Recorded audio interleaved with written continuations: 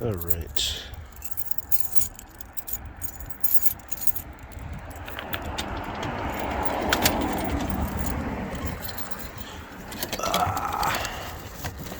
Bunch of junk mail. Then we've got the key.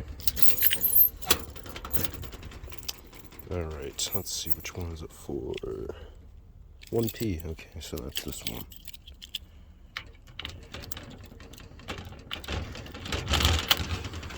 And there we go. Alright, now let's take this back home and unbox it. Alright, so here we have the box, and as you can see, it is turned over so you guys can't see my address, of course. And since I didn't do my formal intro, how's it going, everybody? This is JDL Productions, and here we have another smoke alarm unboxing. So, yeah, let's just go and get right into it. And I'm using a much better knife today. Unlike the TC89B unboxing where I was using a kitchen knife, which, yeah. Alright. Alright, so we got a bunch of newspaper here, and the unit I ordered is in bubble wrap. Let's get all this newspaper off, and let's get the bubble wrap open. Alright, there's a bunch of tape on it, so it would probably be easier if I just cut through it without actually damaging the unit, of course.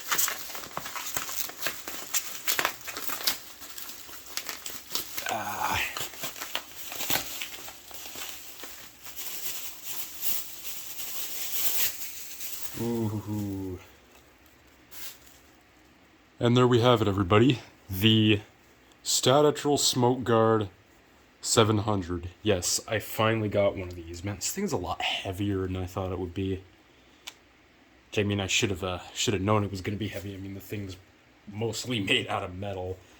But yeah, as you know, this is pretty much the first ionization home smoke alarm ever sold. So yeah, and I finally own one of these. I've been after one for quite a while now.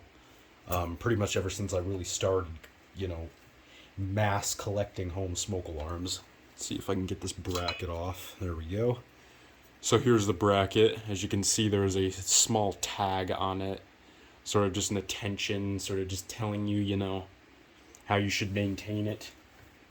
There's where your batteries go right there. These, of course, use 3 4.5 volt batteries, which, if you want to buy them nowadays, they're like extremely expensive. I mean, they're like $10 per battery. If you want to buy them online, you're going to be paying quite a bit.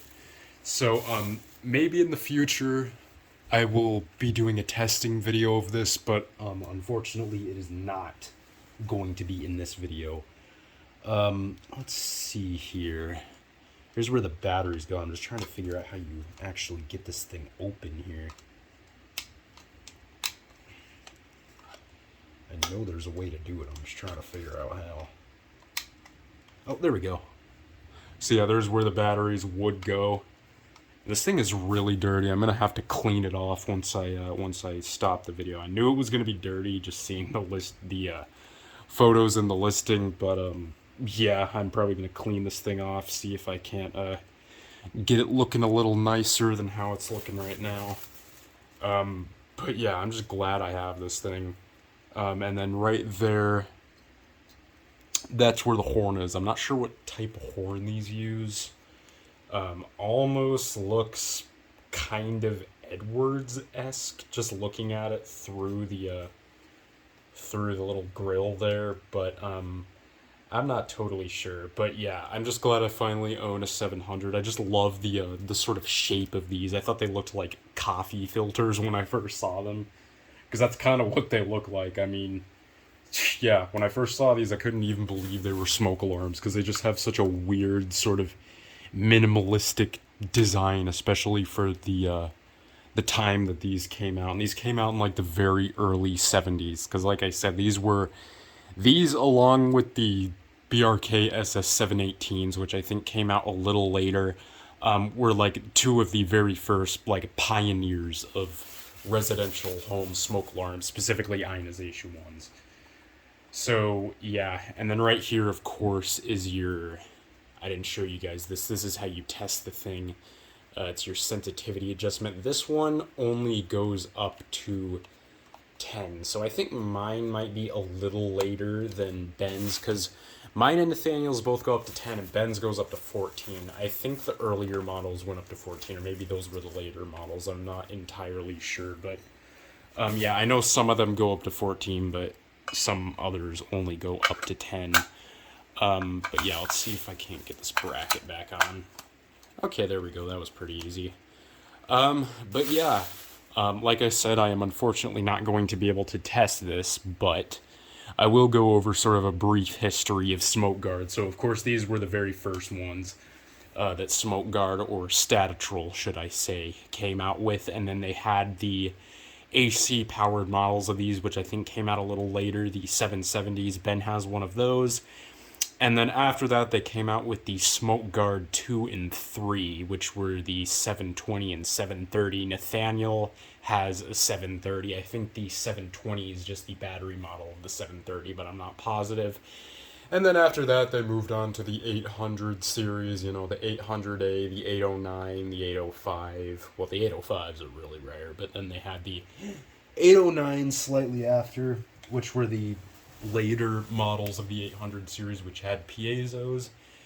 And then they moved on after that to the 900 series, which were the 90 wait, okay, so then there was the 810 in the 800 series. And then after that, they moved on to the 900s, which were like the 907A2, and I'm not sure what other models they had. But I do have, as you know, let me grab it right here. I do have a 907. So, yeah, this is now the second Statitrol unit I own. Here's the 907. These, of course, came out much later. This one being from 1987. Yeah, I totally forgot that the 810s were part of the 800 series and not the 900 series. That's why I kind of had a little, sort of confuzzled moment there. But, yeah, so that's about it. I really don't know what else there is to say about this. Like I said, I can't test it. I just figured I would unbox it and show you guys that I pretty much own a piece of residential smoke and fire alarm history. I mean, really, like, what started it. So, yeah, that's about it. That is the Statitrol SmokeGard 700A. The very first residential ionization smoke alarm ever sold. So, yeah, I hope y'all enjoyed this video.